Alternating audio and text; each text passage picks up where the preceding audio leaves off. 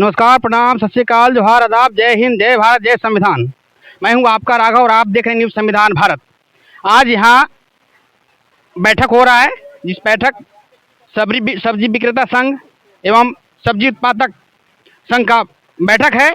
तो चलिए जानते हैं। यहाँ पे हमारे माननीय पूर्व विधायक कुशवाहा शिवभोजन मेहता जी भी हैं। तो सर, जानते हैं कि ये बैठक में क्या क्या निर्णय लिया गया। सर नमस्कार। हाँ नमस्कार। ये जो बैठक रखा गया है सर, सब्जी विक्रेता सह सब्जी उत्पादक संघ का, तो इस बैठक में क्या क्या निर्णय लिया गया सर? देखिए, सबसे पहले तो आपके चैनल के माध्यम से तमाम किसान बंधु को, आम लोगों को और जो हमारे क्षेत्रवासी हैं उनको बहुत बहुत अभिनंदन और नए साल की बधाई। ये तात्पर्य आज का बैठक का मुख्य रूप से यह है कि जो हमारा संगठन है वो 31 साल पुराना है। कृषि सब्जी उत्पादक विक्रेता संघ, माने सब्जी उत्पादन करने वाले और बिक्री करने वाले दोनों लोगों की संगठन बनी हुई है और 31 साल पुरानी संगठन है। और बीच में कई बार इस संगठन की बैठक हुई है, लेकिन यह बैठक थोड़ा आज वृहत इसलिए किया गया है कि इनके साथ कुछ समस्याएं, अभी देख रहे होंगे कि अभी किसान अपना धान उत्पादन कर रहे हैं, औने पौने दाम में बिक जा रहा है। उनको जानकारी नहीं है कि पैक्स में धान खरीदना है। 2450 रुपये धान क्विंटल है, अब वो 1500 रुपये 1600 रुपये बेच रहे हैं।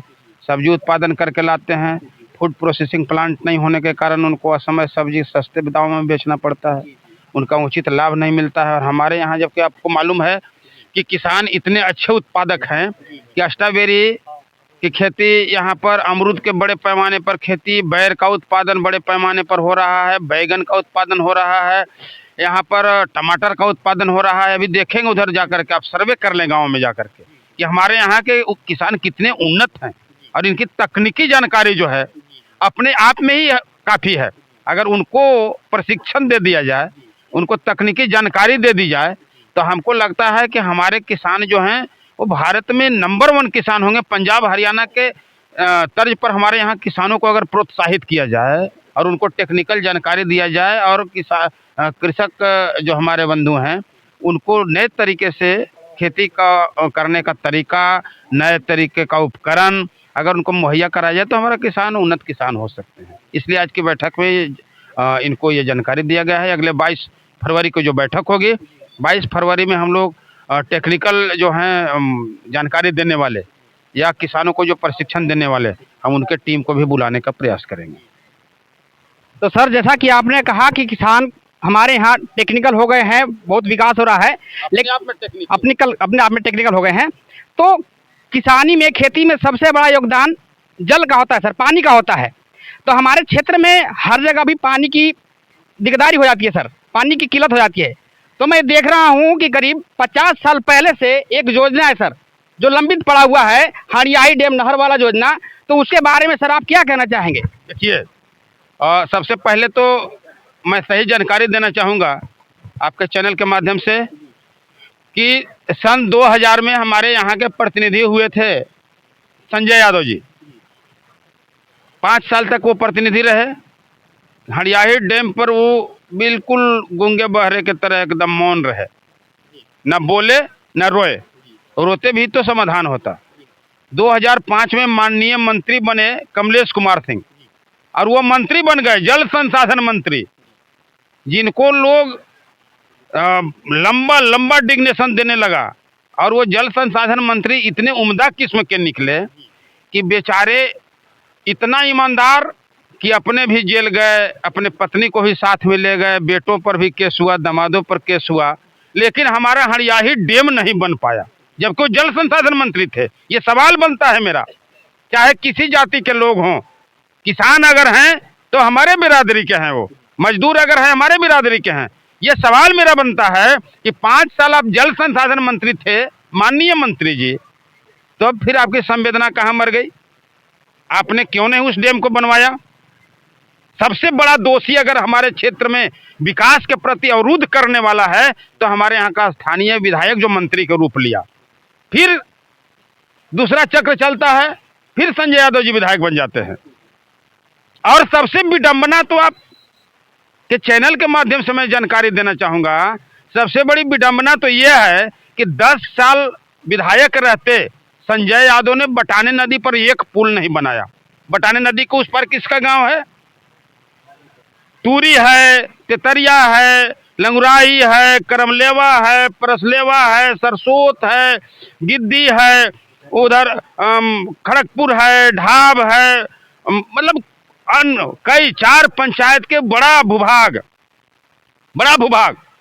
ये बड़ा सवाल बनता है। उन लोगों से मैं पूछना चाहता हूं जो एकदम अंधे की तरह कोई अगर बोल दे कि अंधा को अगर बोल दीजिए कि माला लाल है तो अंधा बोल देगा हाँ लाल है, तो अंधा है बेचारा। तो हमारा जनता भी वैसे कुछ हैं जो एकदम अंधे की तरह काम करते हैं। कहा भाई 10 साल में संजय यादव जी पुल क्यों नहीं बनाए बटाने में? उस पुल को शिवपूजन मेहता ने बनवाया।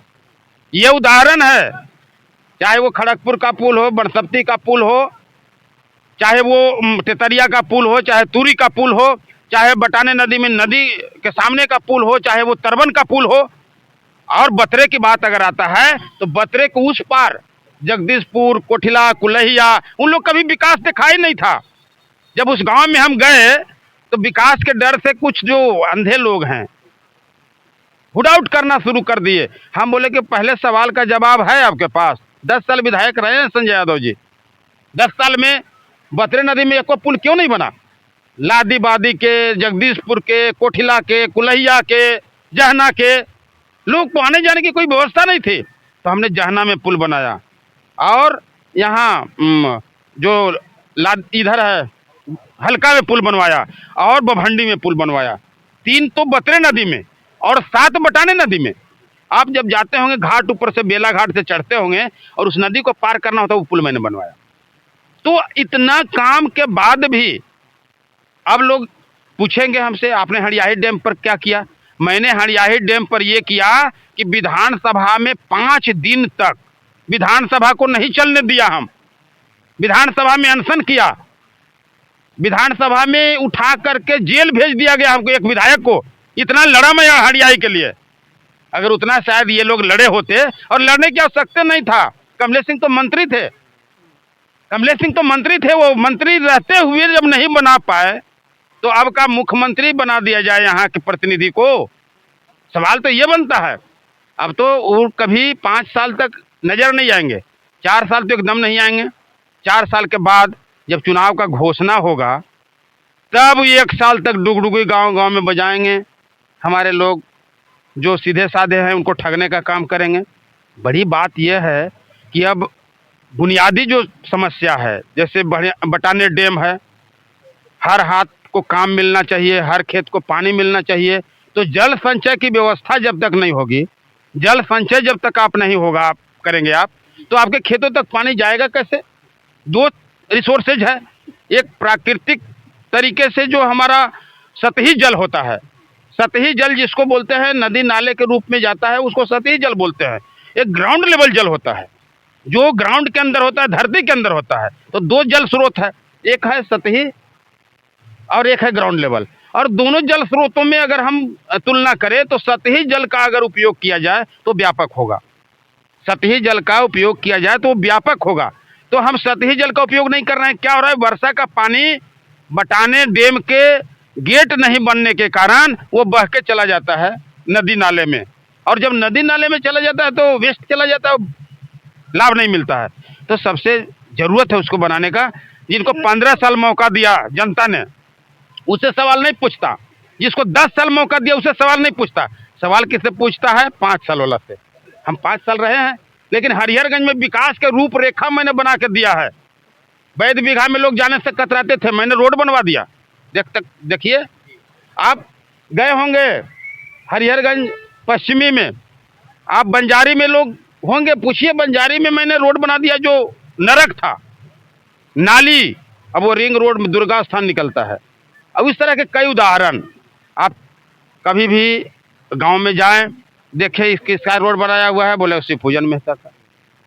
एक काम मेरे हारने के बाद हरिहरगंज में कोई नया काम नहीं हुआ है। अगर हुआ है नया काम, अब बताएं। एगो काम केवल जगदीशपुर का पुल बना है, जगदीशपुर जो हमारे गांव से सामने है, वो पुल एक नया बना है, लेकिन वो कब बना, जब हम 7 को बना दिए तब। तो ये उपलब्धि है।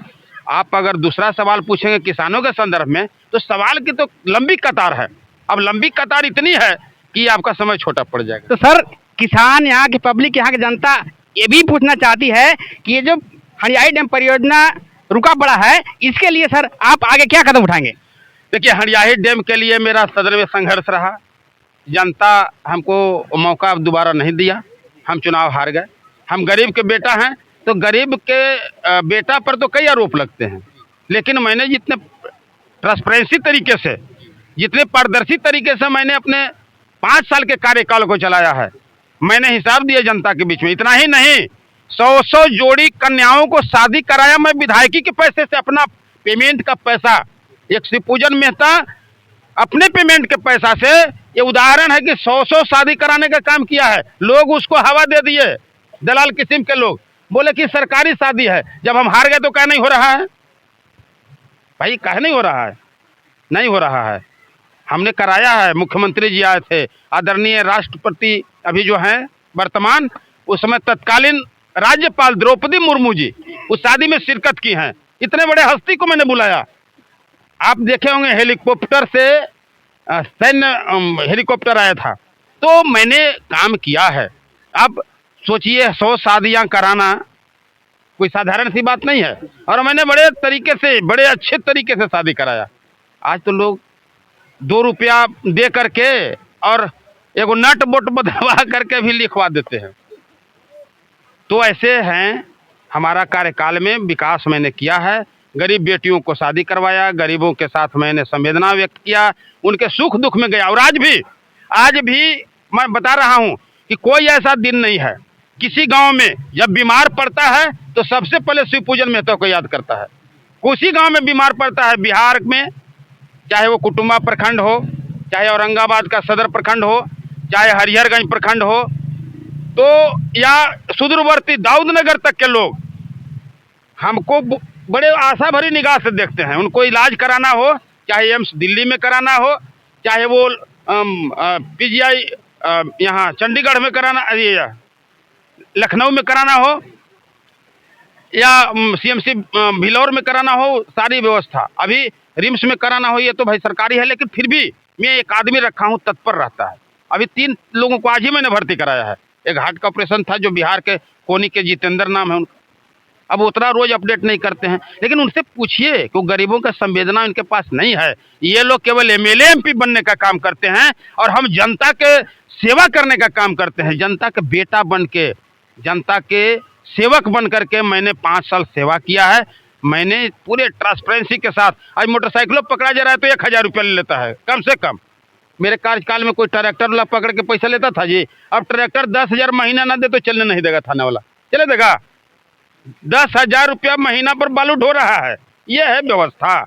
और ये था मेरा व्यवस्था कि 300 रुपया 500 रुपया में लोग बालू खरीदता था, आज 5,000 और 3,000 में खरीदता है करेंगे? बोलिए, व्यापक जनता इधर खरीदता है ना। तो ये है व्यवस्था। ये पारदर्शी व्यवस्था स्थापित होना चाहिए। सर, किसानों के सवाल का जवाब अभी तक भी नहीं मिला कि इसके आगे उस डैम का क्या होगा। डैम के लिए मैं संघर्ष करते आया हूँ, संघर्ष करूंगा, और मैं पूरा भरोसा दिलाता हूँ कि आने वाला जो सत्र है, उस सत्र में बेमियादी धरने पर मैं इस डैम को लेकर के बैठूंगा। बेमियादी धरना हंडियाई डैम के लिए। और आप देखे होंगे कि मेरा बनाया हुआ, जो मेरे कार्यकाल का सड़क बनाया हुआ है, दुबटिया से लेकर के वहाँ जपला तक, वो सड़क की जर्जर स्थिति देखिए ना। आप जाइए देखिए, मरम्मत भी नहीं कराया। 5 साल कमलेश सिंह रह गए, अब 1 साल संजय यादव को भी बीत गया, मरम्मत नहीं कराया। 10 साल हो गया। तो हम उस अधूरे काम को, जो संज्ञान में नहीं लिया है, उसको मैं संज्ञान में लेकर के अधूरे काम को मैं पूरा करूंगा। बहुत बहुत धन्यवाद सर, आपको मेरे चैनल न्यूज़ संविधान भारत के ओर से सभी जनता को संदेश देने का बहुत बहुत धन्यवाद आपका। तो बने रहिए मेरे चैनल न्यूज़ संविधान भारत के साथ। तब तक के लिए नमस्कार।